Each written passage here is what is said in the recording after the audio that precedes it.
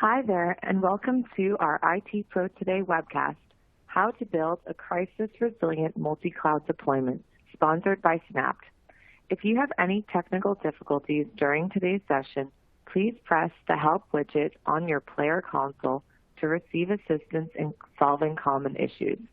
If at any time you are having audio difficulties or issues with the advancing of the slides, please hit your F5 key to refresh your webcast console. Today's web seminar is being recorded and will be available on demand for 12 months starting tomorrow. You will receive an email when it is ready. Please feel free to submit any questions you may have for our speaker in the Q&A widget on your screen. Our speaker today is David Blakey, co-CEO and CTO of Snapt. And with that, the floor is all yours, David. Thank you very much, and good morning and good afternoon to everyone that's in the webinar. As mentioned, I'll be talking about how the third webinar in our series on multi-cloud, and today we'll be focusing on how to build a crisis-resilient multi-cloud deployment, in specific using the product that we've mentioned a little bit in webinar 1 and 2, Nova. How we configure that, how it works, etc., and I'll be sharing my screen as we go through that. Just before we start that, though, I will do a quick recap of some of the key points that we mentioned in webinar 1 and 2. I'll just spend about 2 minutes on that just to catch anyone new up. But basically, we're looking at multi-cloud, the trend of multi-cloud deployments for applications, and what's going on there, why people use them, resiliency, and all that sort of thing. So some key points we made in the first one were that 81% of organizations are using multiple clouds now. There are various security and DevOps challenges with using multi-cloud, along with obviously the critical value adds that you get for performance and cost and availability from deploying into multiple cloud locations. When we talk about multi-cloud, technically multi-cloud obviously means more than one cloud vendor, but the challenges of multi-cloud are the same if you've got hybrid cloud, multiple locations as a single cloud, etc. Many of them are the same, right? So we're just talking about having deployments of your applications or services in multiple locations around the world. It can be private data centers, it can be public cloud and private, VMware stack. It could be 2 different cloud providers, whatever it might be, right? Now, the top use cases for multi-cloud: redundancy and availability, right? Being resilient to a failure in a single cloud location, of course, but also a larger failure at an entire cloud provider, where you might want to host things with, say, Amazon and Microsoft, or be in GCP and DigitalOcean.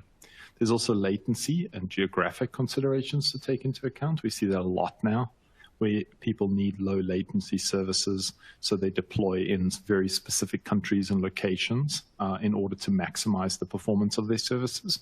Gaming, streaming, things like that are common use cases of that, but as well as any interactive app, really, even terminal-based things. There's cost and feature options to be considered, being able to deploy in the cloud that best suits the application, as opposed to just the one you're using. And then avoiding vendor lock-in is a big trend over the last 2 years we've been seeing. It's mistakes that have been made in the past, finding that you're tied into a specific vendor. And when you have a multi-cloud strategy, you basically get to avoid vendor lock-in for free, right?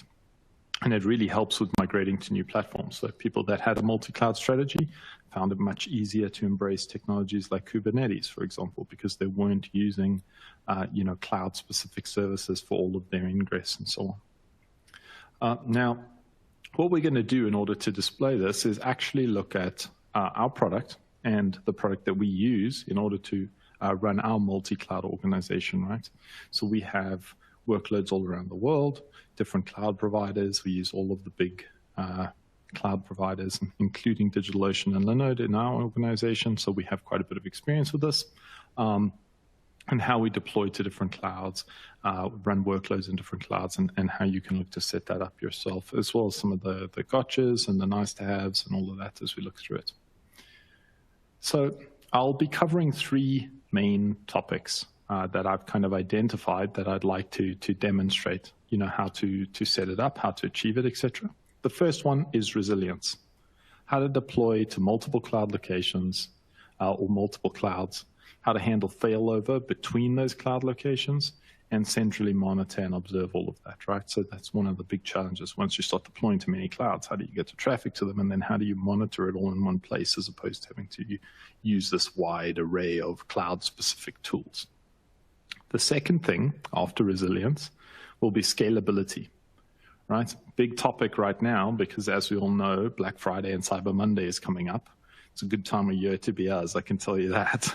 But, you know, bursts of traffic, unexpected traffic, needing to consume far more resources to power your site than normal, but still wanting to be able to, you know, scale back in when it's quiet and all of that. And how you handle, you know, cloud outages during huge traffic spikes like that, and how you retreat people to their closest data center and so on. So really just focusing on ensuring that your site is scalable without just paying for all that scale 365 days of the year. And then the final point is managing security across these clouds. So it's a point we made in our first few webinars that it can get difficult to, you know, human manage the security of many different clouds. When we talk about multi-cloud, we're at least talking about 2 locations. But for many of our clients, we're talking about hundreds, right? We've got clients with 450 deployments in more than 60 countries. And there's simply no way that you can just manually manage these things. And security is one of the biggest at-risk factors when you look at that. And one of the easiest to solve with our product. So those are the 3 main things we'll be looking at: resilience, scalability, and security. How to stay online, how to scale, and how to stay safe, basically. I will also be doing questions. So you can pop questions into the Q&A, you know, anytime, and I'll try and get through them all at the end. So feel free to ask them. If I happen to see them while I'm on, you know, a specific topic, I'll try and answer it then. But yeah, that's the plan. So I'm going to share my screen quickly now, and you should see it pop up in a second. Give me a moment.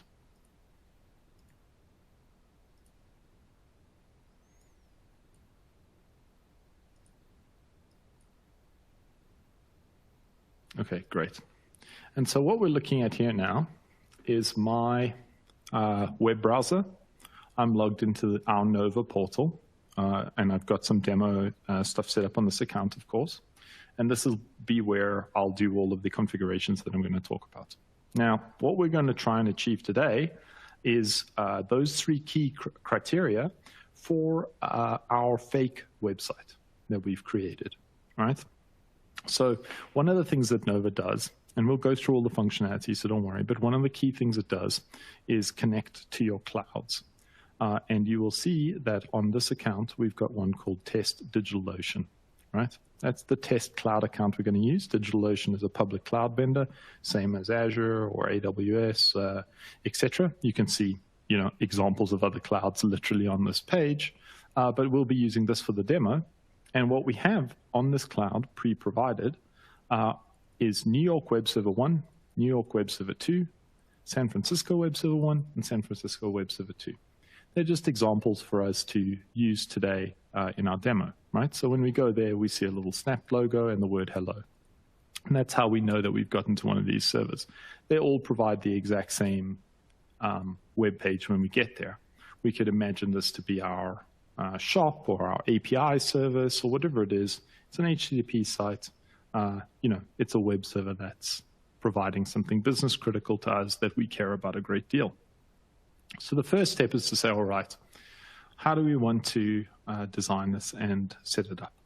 And for the most basic type of installation for a multi-cloud location, I'm going to say, okay, well, we want to be able to deploy what we call an ADC, an application delivery controller, the system that enables all of this, in New York and in San Francisco. And they must then load balance between all of these servers and route the traffic between the 2 data centers, right? So we've got a New York data center with 2 servers, a San Francisco data center with 2 servers, and we want to use all of them to the best that we can, but also have any failures between any of them be able to be recovered by sending the traffic to the other servers that are still working, of course. And so that's why we have all of these servers here that have the exact same page and location. Now, the first thing I jumped straight in there, but you'll notice is that you can manage cloud connections here. So you can connect directly to your public clouds It's optional, of course. You can also launch a system manually in public cloud or on VMware, in a container, on a piece of hardware, whatever you want. But for ease of use, it makes it very easy because we can actually launch nodes in this way. So I can say, okay, New York demo, and we'll put it in New York, of course. We'll just use a cheap one, and we can launch one system. A droplet is what they call it in DigitalOcean, a virtual machine. But at the same time, we also want to launch one in San Francisco, right? So we can say San Francisco demo, and we'll put it in San Francisco, and we'll launch the same size system. And we can see in the table here that they're being provisioned. So they'll be available for us quite quickly. We don't have to hang around here. We can just, let it go.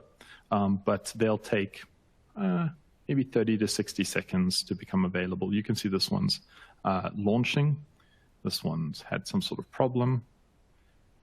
Maybe our cloud account doesn't have San Francisco 1 access, so we can do San Francisco 2, let's try, for example, right? Demo. We'll launch the same system, and we can just launch that. Now, while those are launching, we can talk about some of the other components, right? So within an ADC load balancer, you want to specify where the system is going to get the website from those fake web servers of ours, right? So you want to specify that it must go to those IPs in order to get the content. But perhaps our development team launches more and shuts them down and changes them all the time, and so we don't want to do it in a static way, because we can, right? We could say, okay, we're going to provide a list of IP addresses of our servers, and they will, we'll get the content from there. And we can even make some backups if we wanted, but we can be smarter about it as well. We could say, okay, let's set up a new backend and call it NY backend. That'll be our New York one. We'll use a cloud API lookup to decide the servers that should be in that backend. And so here we can say port 80.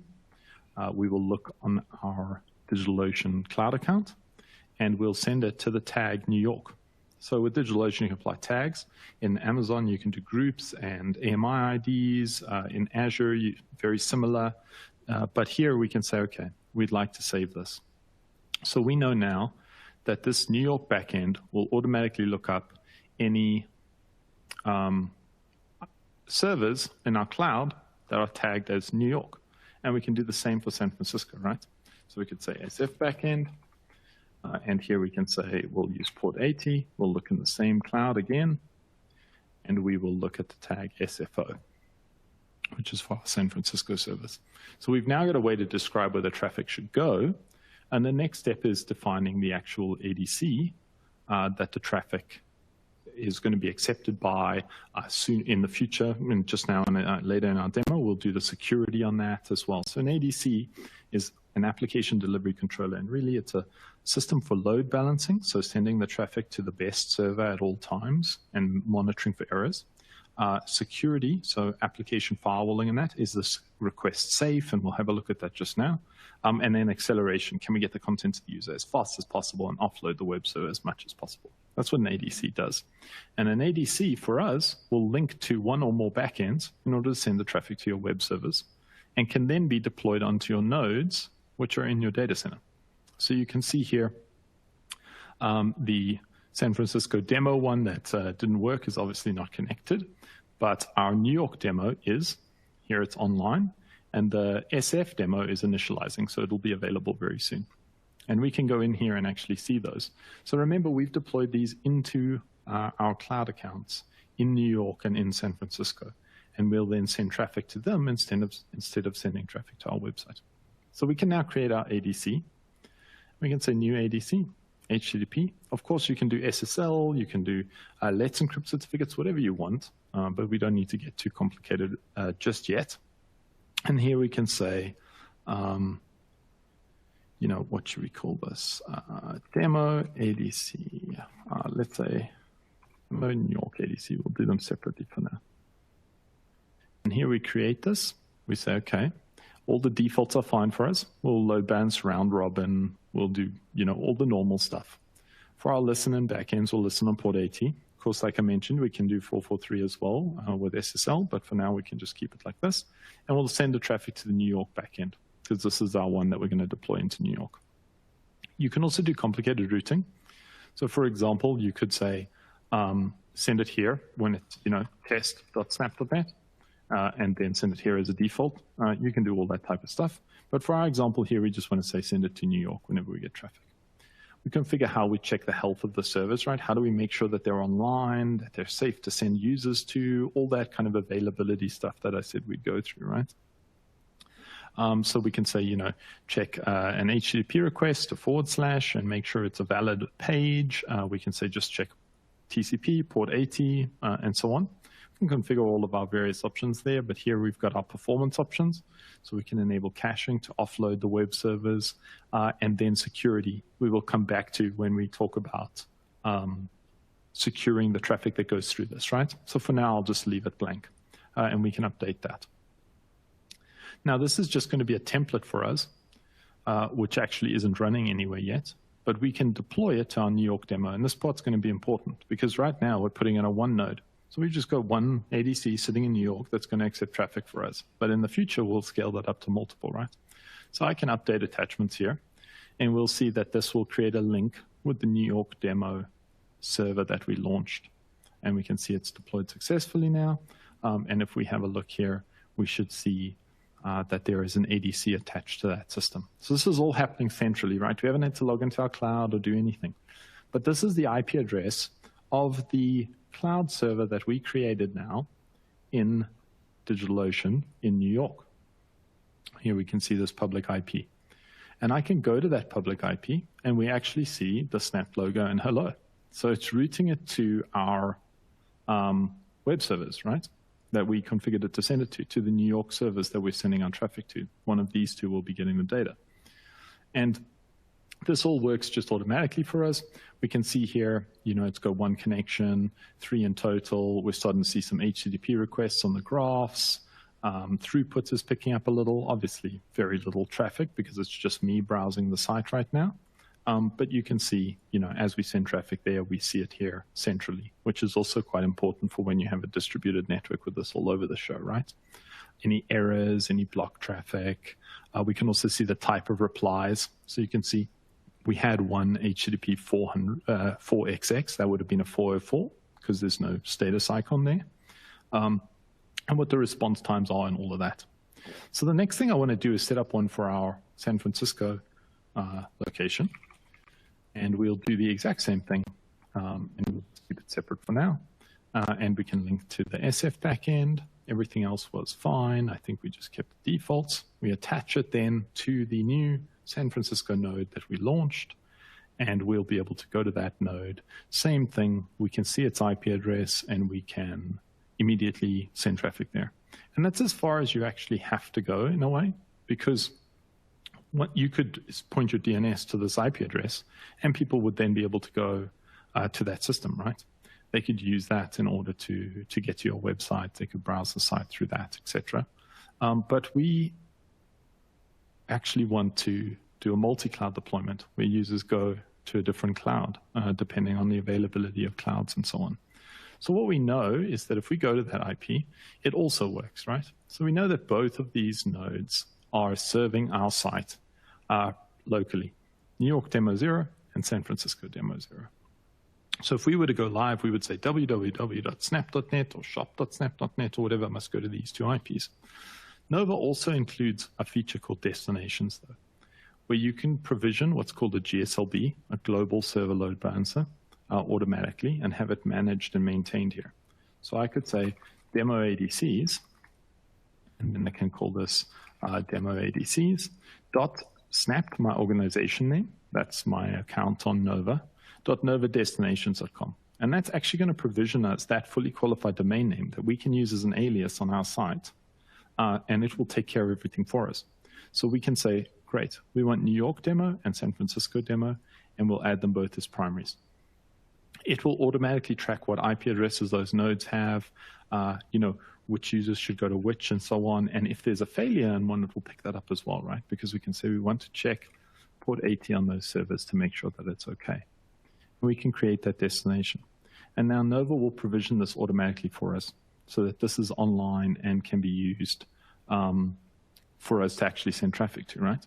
We can also do things like move San Francisco demo to be a backup. So all traffic will go to New York unless New York fails, in which case the traffic will go to San Francisco, right? So you can do active-passive backups as well.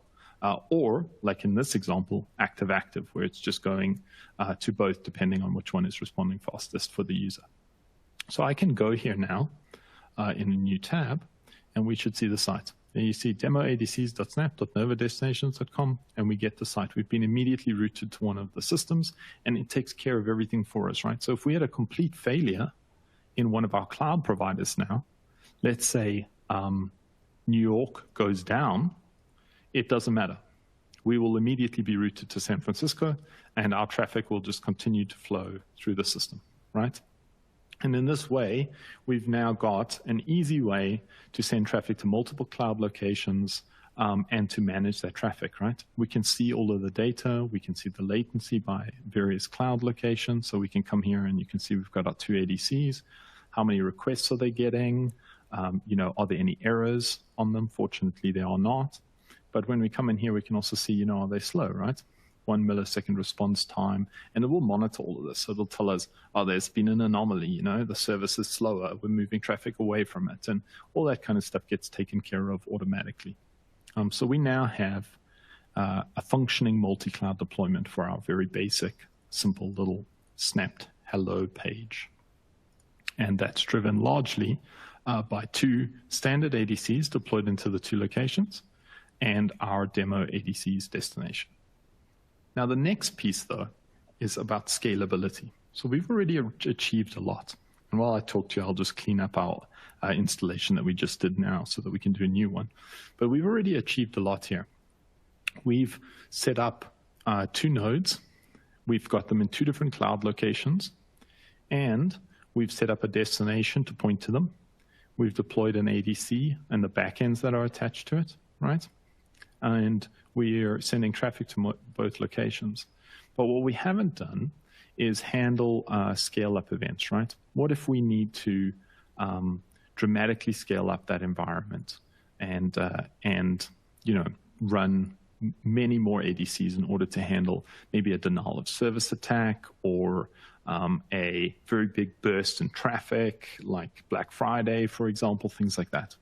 So instead of using clouds to manually deploy them, which is what I've been doing so far, right? And I'm going to delete those 2 now. So you can see we can also just remove them directly from this panel, but we could log into our cloud account and do that as well. It doesn't matter, of course. But instead, we're going to say, no, well, we don't want to deploy them as servers. It's something you'll hear from Snapt a lot. Don't deploy servers, deploy services, right? So instead of a server, we'll rather define a service that we want to be available in that location. So here, for example, I could say SF San Francisco scaler. And we'll create that, and we'll say it's a cloud one. We will choose that same cloud account, works with any cloud, by the way. And we'll say we want to deploy it in San Francisco too, like we did before. We'll do the same $10 droplets. But here comes the interesting piece, right? How many of these should we run? And we can say here, well, run at least 2, because we want, high availability. We want 2 in the site. Of course, we can lower this to 1, but let's say run 2. But don't run more than 10. And what that will do is the system will automatically scale up and down the amount of resources it needs. And remember that it takes a lot of the load for your website when it's doing things like your SSL termination, all the application firewalling, stopping any attacks. It's doing all your caching and compression. So they can offload a lot of load from your website and web servers. So we can, I don't know what I've set up wrong here. There we go. We can set this up, and it's going to launch that for us now. So we've instead, I think I'm not allowed 10 servers on my demo account. We've said that it can run at least 2 and no more than 5. And you can see now that we've got another Nova destinations address, but this time it's got an AS in the front, autoscaler, right? It's going to manage that for us. That will just automatically point to however many servers are online, however many we needed in order to do the job, right? And you can see here that it's currently booting the instances up. So instead of having nodes that we manually manage, like the ones we launched, we will soon have autoscalers here. And you can see here, it's prepared to. They haven't connected yet, so the public cloud is still launching them. Like I say, that takes 60 seconds, give or take, something like that. And then we'll soon have them available to actually use once this stabilizes. And it can also change that for us. So you can see on this existing one, while we wait for that there's 2 in this example. They're relatively idle, so they're not needing to be scaled or anything. But it last adjusted about a month ago. And it also handles cloud failures, right? So let's say one of those instances was to disappear or die on a public cloud, it will reprovision it automatically for us. So it will destroy it, reprovision it, it will take users off of it, and then put the users on the new one as soon as it comes back online. And you can see here that the first scaler is initializing. So it's actually installing right now. And that the second one will soon be installing once it connects. Basically, it just depends on how long the cloud takes to connect them. There we go. There's 2 initializing now. Once they start initializing, it's usually about 30 seconds. So what we'll do then is we'll have an ADC that is SSL enabled, let's say, because I want to do a more complicated example. So we'll say SSL ADC. Well, how can I type this in a nicer way that it's more readable? SF SSL ADC, like that. And then we'll create this. We're going to use just our snapt.net wildcard, which means when I first test this, we'll have to accept an invalid certificate. But you can use Let's Encrypt here. You can obviously upload your own certificates, etc. So, of course, that's not a problem. We're going to say send it to our San Francisco backend, as we had before. And we're going to say that we want normal health checks and everything. We don't need any more specific options. We can turn on the things that we normally do. But I'm also going to turn on some security features here, which we're going to show in a bit. So there's a huge array of security functions in Nova, which are designed around a couple of things. Number one is preventing your site from going offline for any reason. So those would be denial of service attacks and, things like that. Then preventing bots from scraping your content, checking for price changes, abusing APIs and stuff. Preventing attackers from exploiting vulnerabilities in your applications or the server or things like that. So those would be things like SQL injections, worms, general hacker-style activity or cybercrime. So ransomware, things like that as well. And then ensuring that the users are kept as safe as possible. So as secure SSL as they are possibly able to negotiate and all that stuff. And finally, what we call data leak prevention, which is preventing sensitive data from your organization from leaking out. So we're also monitoring the content that actually comes back. A simple example is, okay, when people log into this website, they usually get either an OK or a fail, both of which are very small. How come this user who's logging in is getting a 5.5 meg file that looks like a bunch of social security numbers? Simple things like that, right? Intercept that, don't allow that traffic through. But ultimately, it builds up is a very complex system that's analyzing all of the content that goes through and checking for things like bots and floods and vulnerability scanners or dangerous hosts or bots that have poor behavior and things like that. You can also at that stage do things like geofencing, for example. So we might want to say, I want to block a certain country that is giving us problems. We're getting a lot of attacks from, I don't know, let's see what we stop on here. Poland and Taiwan, right? So that will deny those countries from sending us traffic.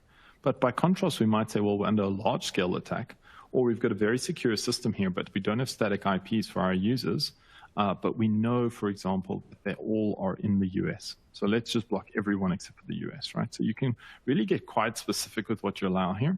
But I will just save this now so that what we've got turned on is the WAF, so that we can see that just now, right? And by now, it will long ago have also provisioned our autoscaler. So we can have a look at that here. And you can see here, SF scaler, all stable, right? The system is happy. It's green because, it's not overloaded. It doesn't need to do anything, and so on. But we can now attach this to that autoscaler instead of to nodes. So what that means is that if that autoscaler launches more systems, we'll automatically attach this ADC to those systems, meaning that they will know how to get to your website, they will know how to configure everything, they'll know what security rules you need, which is what we obviously just connected, and so on. And it will just automatically happen for you, right? So if I have a look here, these are deploying now, so they should be done. There they are. And if I have a look here now, we can see we've still got this, which we can use as a CNAME from our real website. So we just make it an alias. So www.snapt.net goes to this. And it takes care of that automatically for us. So if I go to this in a new window, we can now see the same thing as we did before, but on asfscaler.snapt.nova.destinations.com. And it will scale this up and down automatically for us. We don't need to worry about that. If there's a failure, it will replace it. If there's a high load or too much traffic, it will take care of that automatically, scaling it up. And also the beauty of the system is that it will scale it back down as well. So it could scale up a huge amount on Black Friday, but by Saturday morning, perhaps it can scale back in again. Doesn't need to consume more resources than you actually require. So efficient cloud use is also an important component of multi-cloud, right? How to not provision more resources than you need. For example, if they were active and passive, like a disaster recovery site in another cloud, you really don't want to have to run your full production number of servers in your disaster recovery site, when you could have something like an autoscaler saying, just run one, but if a huge burst of traffic comes, you can scale up to 10 or whatever you might need, right? And it just manages all of that for you. So the other thing that I did was turn on security features. I mentioned that obviously to you. And you can see so far we've had no blocked traffic or anything. But what happens if someone tries to send a dangerous request through the system, right? So a dangerous request will often look like, let's do a normal request, right? Maybe this is a, website that sells books. And book is equal to this. Imagine I could think of a name of a book now. Game of Thrones, right? Popular book. And this looks like a totally okay query. But now someone might come there and try to do a SQL injection. And our application firewall protects against a wide array of attacks and threats, of course. But SQL injections is one of the common types, right? So I could say here, let's try and see if I can just craft one. Delete from books. Maybe I'm trying to just be destructive, right? And see if this is not properly sanitized, can I do a SQL injection here? This is very common way SQL injections, by the way, for data leaks and a lot of the vulnerabilities and hacked sites that you see lately. And then we see immediately that it's obviously been forbidden, right? Because this is now a dangerous request. Another example might be, maybe file is equal to, logo.png. Seems fine. But then I try and say, okay, well, what if I say, .whack, etc password, the password file on a Linux system. Can I get that file? No, of course not. Denied, right? Now, these are very simple examples, but it's checking every component of the request and weighing us up if we're dangerous or not across all of our connected nodes, right? So it's looking in multiple clouds to see what I, myself, Dave, am doing across our network and if I'm dangerous or not, right? Which is a key component that we've mentioned about multi-cloud security, is being able to actually look at the traffic across all of these environments. And we can see here that I've set a bunch of requests now, and there's a spike up here in blocks. Another key component here, something that I've found to be very important, is this live visibility, right? And being able to pick up where problems are happening, where we're seeing issues, and so on, right? So, you can see that I can look at the security stuff live. We can see 19 seconds ago, I got blocked again. I refreshed this page a bunch. And we can see the traffic as it flows through there. We can even go into live monitoring it actually and looking at the detailed logs for all the requests that come through. So I could say, file equals hello webinar, folks. And this should work, of course, because it's not a dangerous request. But what we should see here is straight away, hello webinar, folks. So you can see it's very quick, very interactive, and looking at our deployments across the entire organization, right, which is great. Now, what you're seeing here, though, is, of course, that we generated a lot of blocks. And if we have a look at our threat center, we can see that there have been a bunch of blocked WAF requests on one of our autoscalers there and one of our autoscalers here. So these are actually real, by the way, people with traffic that's being blocked, but these are the ones that I created on our SF scaler. You can see we don't have any high risk because there's no active threats that have passed the threshold and no denial of service attacks going on. But you can see where our throughput for this test account is kind of broken down. Most of the Netherlands at the moment looks like. And this, interestingly, is me. So you can see I've got an orange score. It's not too bad because I just did some basic stuff. Now, one of the key learnings we've had in multi-cloud deployments and when you scale up deployments is don't have noisy systems if you can avoid it. So you saw I launched these nodes, I created autoscalers and so on, and it hasn't had the need to notify me yet, right? Because nothing critical has happened. If it scales up, it doesn't need to notify me. It doesn't need to tell me unless there's actually a critical event. Or for example, like a very dangerous active threat has been detected. And that's what an active threat system is really about. But I think even outside of Nova, it's an important learning for large-scale multi-cloud deployments. Make sure that when you get alerts, they matter. I've seen so many people who have inbox rules that just automatically archive, the hundreds of notifications of alleged WAF threats that they get a day. But it's literally just, random traffic scanning around, right? And if we look at our WAF viewer here, you'll see a perfect example of what I mean. I'm almost certain, if I go back a bit, you can see here, these are actual real attacks. So here, for example, someone trying to execute a PHP vulnerability. Here is someone trying to get a remote shell. These are pretty serious attack types, but, just people trying their luck. But things like this .env, where they're just trying to see if we've exposed our, any password details or configuration details in any files, is just not worth an administrator's time, right? We've blocked it. It wasn't going to get through anyway.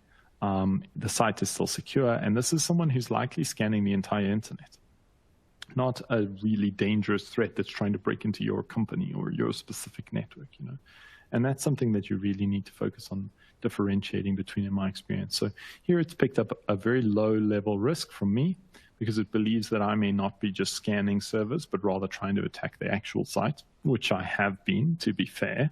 And I can, try and do some more of that just to get more blocks and get a worse score. But really, with these basic types of attacks, it's not going to give me too high a score anyway. And I can then look at the IP detail, all the logs for that. There, it actually did manage to pick me up. Cool. That's actually perfect. So I've just migrated to 3 stars, which is the lowest level of active threat. And then we can now see my IP address and everything here.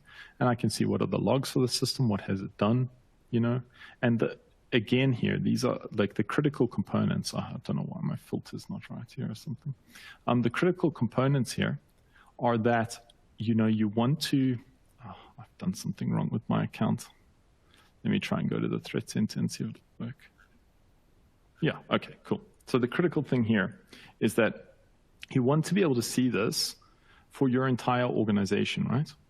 You don't want to crawl through individual systems one by one. You don't want to log into different clouds. Like this is the biggest learning that, I can really say, and it's outside of ADC as well, is if I say now I'm getting blocked incorrectly, I should be allowed to send this request, right? Because it can happen that an aggressive WAF or something like that could block me incorrectly. I should be allowed to send that request. Or maybe the actual website is giving me a real error.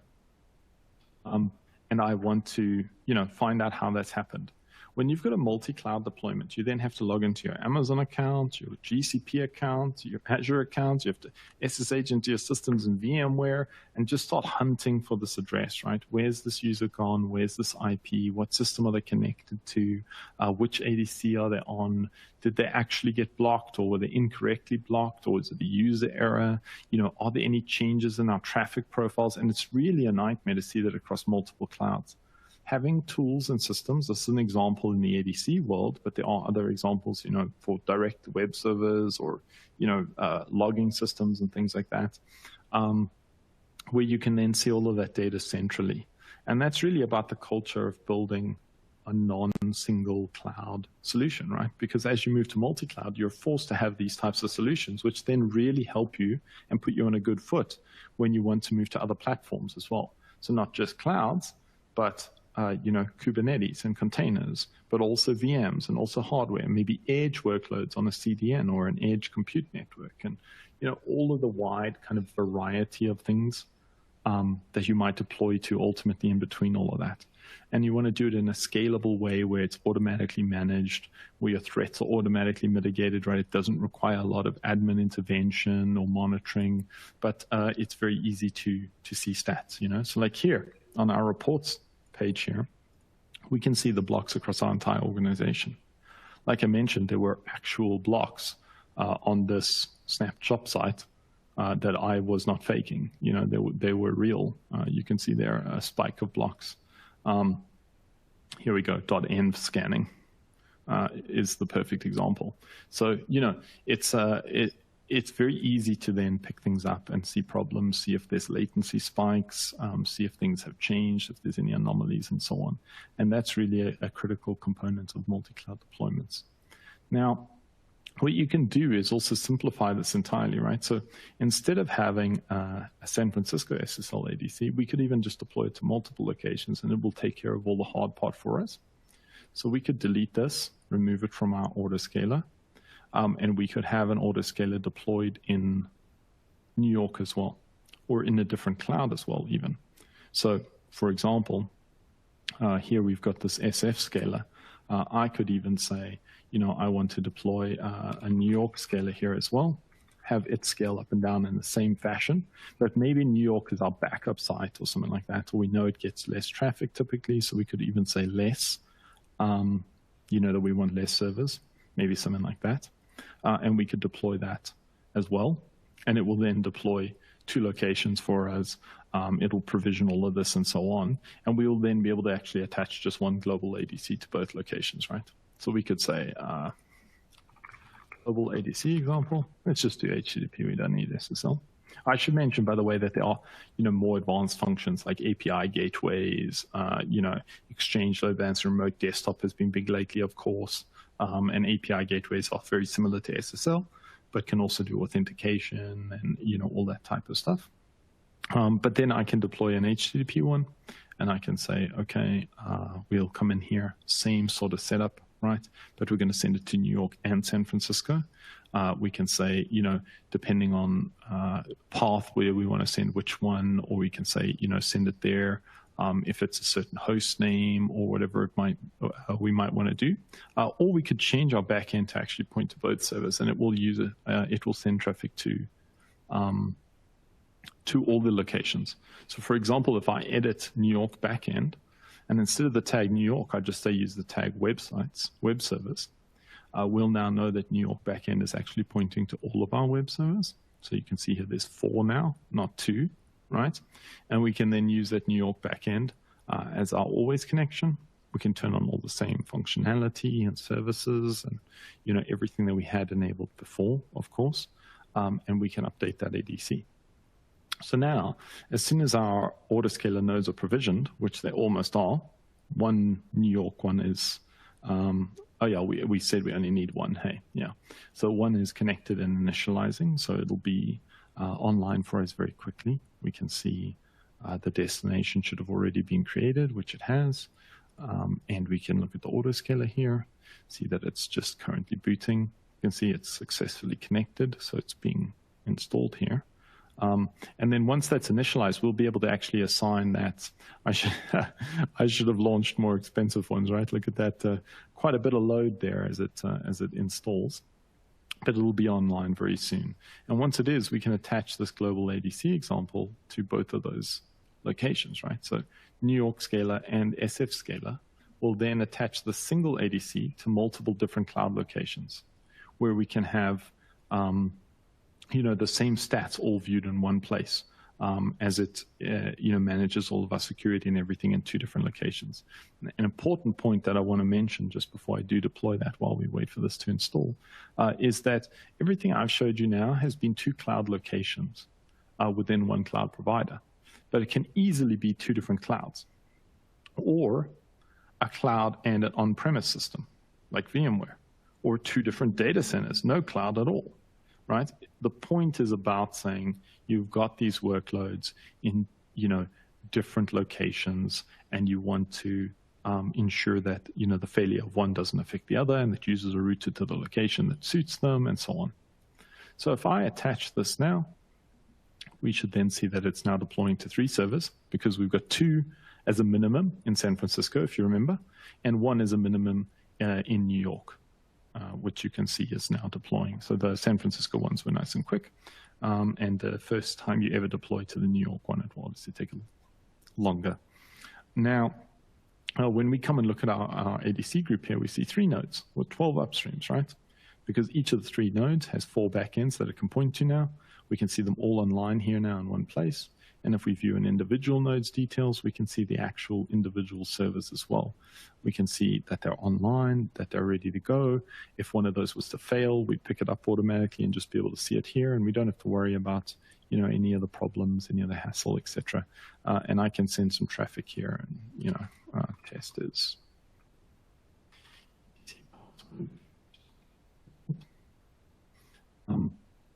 And we can see, here we go. Spike of my traffic starts to go. Where did I wind up? I wound up on the San Francisco system here. And which server did I wind up on? We can see that I actually went to that specific web server of ours. And so this has been, a general sort of overview of how you can easily deploy to multiple locations, how you can manage it in a sensible way. Because you can imagine the nightmare this becomes when you're managing hundreds of inbound points, right? Even just changing something simple like an SSL certificate is very easy when you centralize your management like this, when you're looking at multi-clouds. These are things you need to consider. For example, API updates. What if you want to update the number of backends or the servers you point to via API? You have to write something for the API in AWS as well as Azure as well as GCP, and then can you even do it in your data center? With this, you send one API request to say, I now want to point to, these servers, or I want to update a backend to point to an additional server, and it will update it on your entire network for you. So those types of considerations are very important. The next thing is using a Gslb to route traffic around the world, right? This highly available DNS address that will always go to an online data center. You can see here for this one, for example, it's how much traffic it's receiving, where it's routing the traffic to. So 59,000 queries in the last 24 hours for this small service, but it can handle many millions of requests per second even on the global network. It's anycasted as well, so it's very quick for users to look up. And that then lets you really control where the users go and also scale up. That's the important part of scaling, right? If you launch more systems to handle the load, how do you get the traffic to the new systems? Eventually, you can't just manually be adding and updating DNS entries. And, once you hit the limit of your service, like maybe responding with 4 entries, for example, you can't go beyond that. But a Gslb can allow you to do that, right? As well as monitoring the health of them from the outside in. So you would get notified if any of these went down or offline or had any problems or anything like that, of course. And then the final component was, securing those centrally, being able to worry about the basics. Like what TLS version do we run on our network? TLS is the protocol that SSL uses. So here I could say, that's an HTTP one. Let's actually look at an SSL one. But you could see here that we could say, we want to run at least TLS 1.3, for example. And that will happen then in AWS and Azure and GCP and Linode and DigitalOcean and Kubernetes and everywhere we've got it deployed, but also into the more advanced security stuff like picking up threats and anomaly detection and, blocking bad bots and detecting bad behavior. And the key component here is that when you've got a distributed multi-cloud network, you don't want people to abuse the fact that you're in multiple clouds to avoid detection from your standard security services, right? So, for example, if I kept going to New York, it's possible that some sort of firewall or IDS or even perhaps an ADC would detect me as a threat in that location correctly, right? And stop me from sending any more traffic there.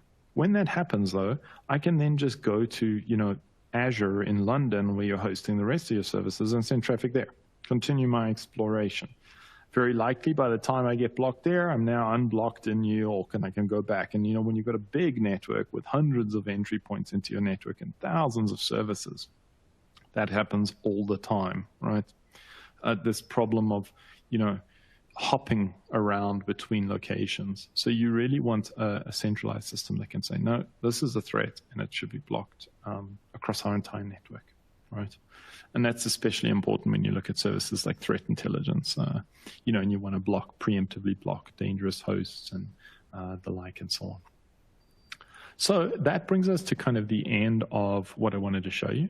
Just to recap one more time, we've looked at setting up an ADC, how you can ensure the security and everything with your ADC, looking at GSLBs, what Nova calls destinations, and how we use that to route our traffic around the world. And then how you deploy nodes, how you can set up autoscalers so that they automatically launch and carry your traffic and scale up as need be and scale down as need be, and all of the various components of that. And I can now clean up my account. So there are already some questions, but I will be answering questions for the next 5 minutes or so. So feel free to type in the Q&A if you do have any questions. For me, I'm going to stop my screen share now. And let's have a look at what we've got. Okay. So first question is, yes, okay, I think this was asked quite early on. Does Nova work in Microsoft Azure? So Nova can actually be deployed literally anywhere. That's not what this question is asking, but it can run on any system at all, right? So any virtual machine, any hardware device, any container, it can run on cloud systems, and it can run on the edge, etc. What this question I think is more referring to is the direct cloud integration, right? Where you saw me just being able to see what systems on the cloud, do service discovery through them, launch straight into the cloud without having to log in, etc. And the answer is yes. We support cloud integrations like that with GCP, Azure, Linode, DigitalOcean, AWS, and VCD, so any VMware data center. So basically all the big clouds, right? Amazon, GCP, Azure, and then also DigitalOcean and Linode. So yes, it definitely can. Can it fail over between cloud vendors and non-cloud like data centers? Yes, absolutely. So you wouldn't have cloud deployments in a data center, but you can just run your own Nova system. We have VMs and things like that, so you can just install them very easily, or containers that you can just run on your own system there. And destinations can be tied to nodes, so wherever your nodes are online, it will just work. But you can also use destinations without nodes. You can even just put in straight IP addresses. So you can absolutely, and we see a lot of hybrid cloud-type deployments, right? Where maybe you burst to the cloud, or you fail over to the cloud, or you fail over to your VMware data center, or even, a great example might be that and the new version of your API is running in the cloud, but the old version of your API is running still on in your data center. And so we can route, the old version of the API to the data center and the new version to the cloud and all that type of stuff. Next question is, can I test Nova in my environment? Yes, I should have actually mentioned this. Everything that I set up today, everything you saw me doing, is available on Nova when you just sign up with a community account. So you can literally go now to nova.snapt.net and say register, and you will be able to play with it and do everything that I did and test it out and deploy a couple nodes. You can use the destinations as well, so you can test it on, a test site or your weekend blog or whatever you might want to do. You can feel free to just go there. That's nova.snapt.net, or you can just Google Snapt Nova otherwise. But yeah, it's a great system, and it's really enabled our multi-cloud deployments and a lot of our security, and ease of use and all that type of stuff. I think that's it for the questions, and so that brings us to the end, basically.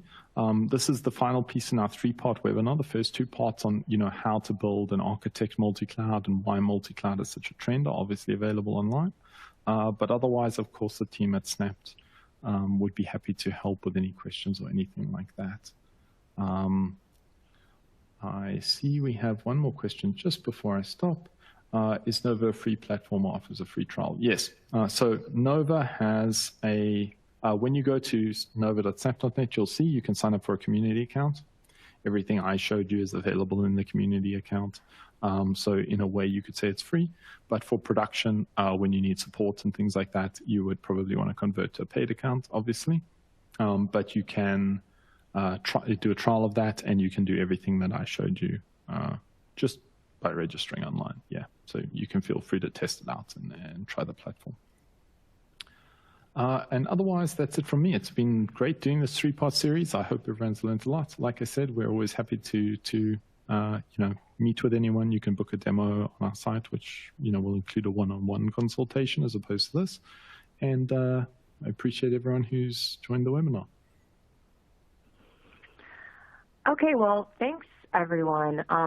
Before we go, I'd like to thank Snapt for sponsoring today's event, as well as David for the extremely informative discussion.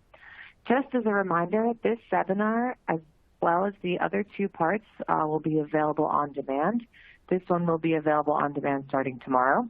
So please feel free to come back and review. Thanks, and have a great day.